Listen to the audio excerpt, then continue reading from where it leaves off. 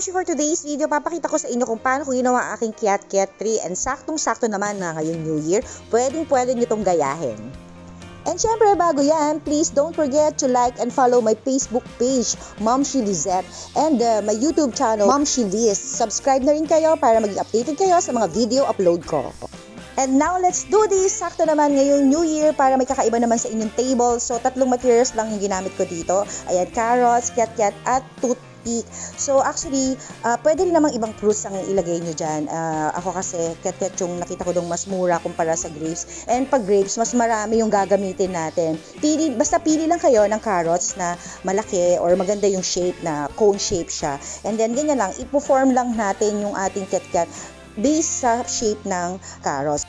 Napakadali lang gawin kasi tutusok-tusok lang. Tapos meron ka ng magandang pang-accent sa table mo. O diba, may pang-decorate ka na. Tapos bilog-bilog pa siya. Kaya tamang-tama ngayong New Year. Kaya ano pa, gayahin nyo na rin to. Nakakatawa at saka ang ganda naman talagang tingnan. At nga pala, no, pag tinusok nyo, huwag nyo itusok sa mismong laman ha.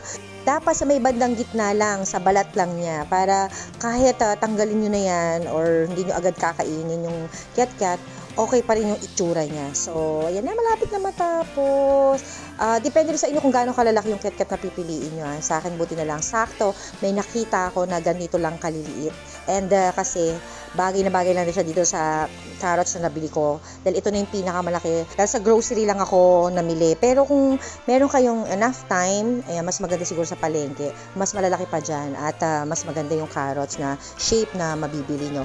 So, ayan na, malapit na, matatapos na tayo. Madali lang naman to, hindi naman to kakain ng ilang oras. Mga ilang minutes lang naman to gagawin. So, ito na for our finished product.